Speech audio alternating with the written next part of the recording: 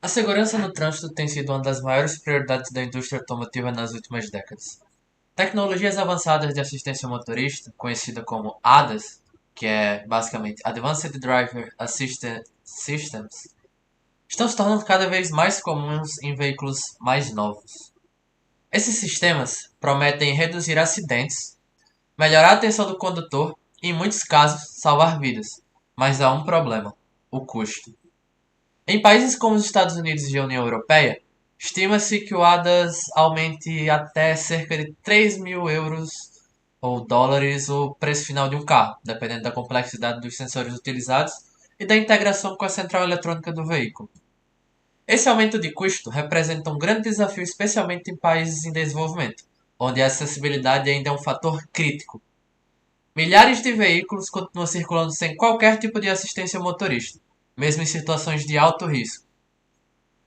Pensando nisso, nesse projeto foi desenvolvido um sistema ADAS de baixo custo, baseado em uma plataforma de hardware acessível, o ESP32 CAM. Nosso objetivo é democratizar o acesso a essas tecnologias, permitindo que veículos mais simples possam contar com recursos básicos de assistência e segurança. Utilizando visão computacional embarcada, nosso projeto entrega funcionalidades essenciais de forma eficiente, leve e com custos drasticamente reduzidos, tornando possível levar essa tecnologia de ponta a contextos onde ela era praticamente inviável antes. Para trazer funcionalidades reais de assistência motorista com custo reduzido, dividimos nosso projeto em três frentes principais: detecção de faixa, detecção de objetos e reconhecimento de placas de trânsito. A detecção de faixas foi baseada em processamento de imagem clássico, usando as bibliotecas OpenCV e NumPy. O algoritmo começa transformando a imagem para o espaço de cor Lab, isolando a luminância e realçando áreas escuras que representam o asfalto.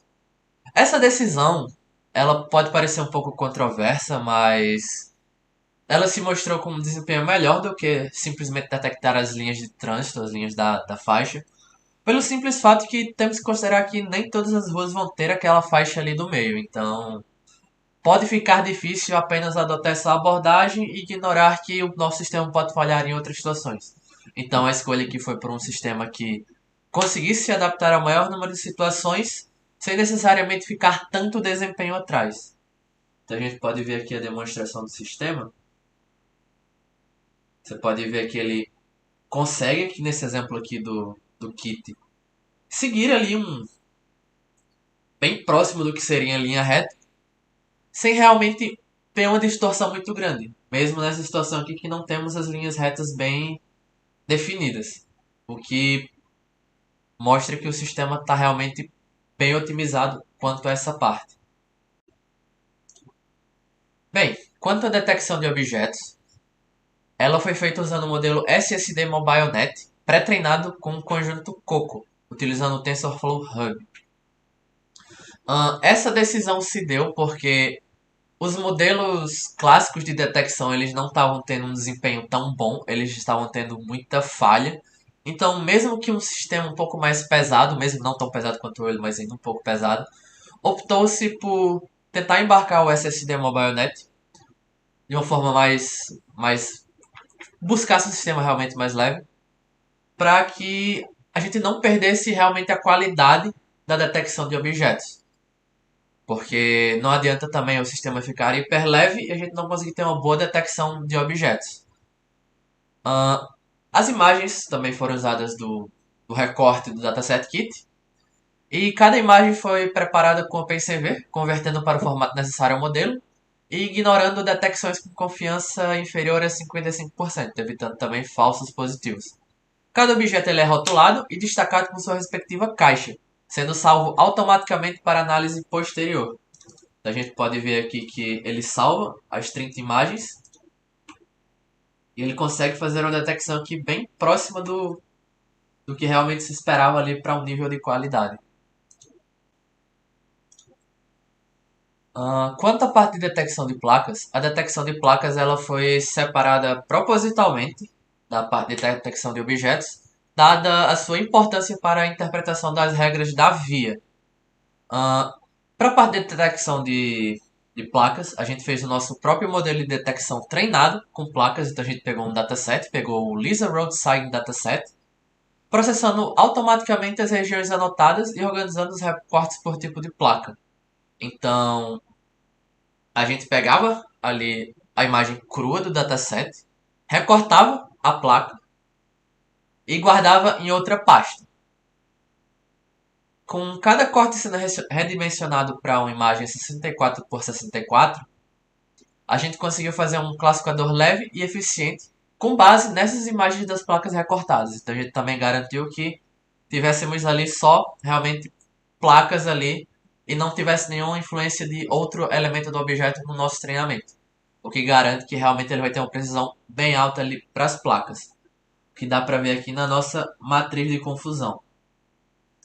Considerando os dados que a gente utilizou, a gente teve um resultado bem realmente bom. A gente pode ver aqui nas imagens que, sem fazer uma limpeza dos dados de treinamento, a gente conseguiu uma acurácia de 91%. E fazendo uma limpeza de algumas placas que não estavam tão bem visíveis, a gente conseguiu de 92%. Ok, não é um resultado tão bom quanto a gente esperava, considerando que a gente fez uma limpeza um pouco maior, mas mostra que no fim das contas ele consegue ainda identificar as placas mesmo que elas estejam um pouco borradas, o que mostra que o modelo está bem eficiente. Se a gente pega para ver aqui a nossa matriz de confusão, percebe-se que esse quadrado aqui mais evidente, onde realmente tem mais erros aqui, eles são justamente referentes às placas de limite de velocidade. O que é normal que tenha esse tipo de erro, porque devido a algumas placas estarem um pouco mais borradas, ao tamanho das imagens, é normal que alguns números sejam confundidos. Então, já era esperado esse resultado, mas no geral, de resto, o resultado está bem próximo do excelente, com realmente poucas percas e de placas que são realmente bem similares, que mostra que o modelo também conseguiu ter uma acurácia muito boa para a atividade que ele vai exercer.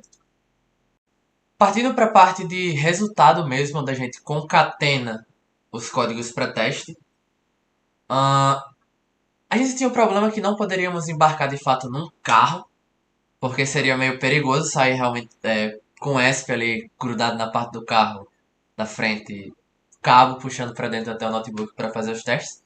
Então a ideia que foi decidida para driblar esse problema de teste que a gente tinha foi usar um vídeo de direção em tempo real. Então pegamos esse vídeo aqui da cidade de Nova York, de mais ou menos 1 hora e meia. Claro, o vídeo está com a qualidade um pouco baixa, propositalmente, justamente para testar se o sistema consegue detectar mesmo com a entrada de imagem não tão boa. E inicialmente o que fizemos foi rodar apenas os scripts crus. Então aqui a gente tem só o Lane Detection e o Object Detection funcionando. E conseguindo validar ele, conseguindo dar o ok que ele está processando as coisas no vídeo. Então partimos para a próxima etapa, que foi adicionar a parte dos alertas do ADAS.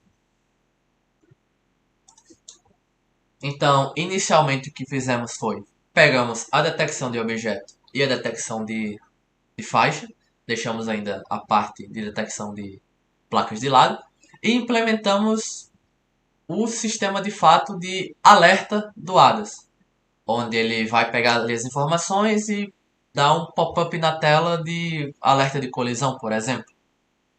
Então, vou rodar aqui novamente o exemplo agora com os alertas do ADAS, e a gente percebe que, quando avançar aqui um pouco o vídeo, chegando perto do pedestre ele vai dar um alerta de colisão.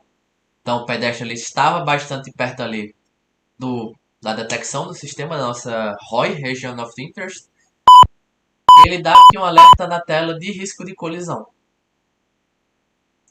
O que mostra que o sistema está conseguindo detectar de fato ali o perigo e alertar na tela. Nesse caso aqui, como é um teste, ele está dando o sinal sonoro aqui no nosso computador.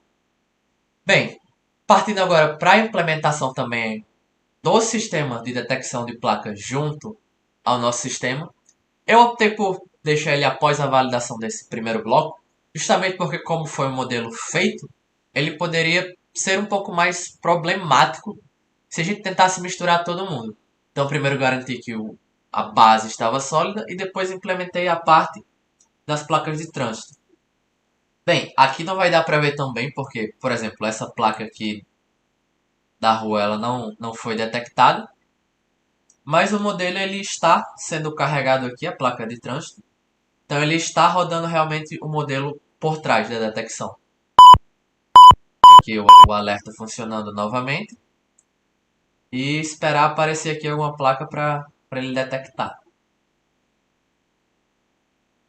Enfim, não sei se ele vai detectar aqui durante esse percurso, mas o vídeo é bem grande e em algum momento aparece a placa, então fica o convite para rodar o modelo em casa, porque eu rodei ele em casa, funcionou as placas e apenas porque eu não consigo deixar ele toda 1 hora e meia rodando para mostrar, enfim, por limitação do tempo. Bem, indo para a parte final do nosso projeto, agora só falta a integração com o ESP32. Inicialmente o meu objetivo era rodar tudo no ESP32, mas devido à limitação do processamento e à má qualidade também dos modelos devido ao baixo processamento do ESP, optou-se por uma decisão um pouco diferente da inicial. Então, optei por pegar o ESP32 e usar ele como uma espécie de servidor. Então o ESP ia captar as imagens seriam enviadas via HTTP para o código em Python. E aí sim o código em Python processaria essas imagens, enfim, imagens barra vídeo, no lugar do vídeo da cidade de Nova York que foi usado nos testes. Então, aqui a gente tem o nosso código .in, que foi embarcado no ESP. Ele faz toda a coleta da imagem, envia pro, pro IP lá do ESP. Esse P que o ESP abre na rede, ele é passado aqui para o nosso código em Python.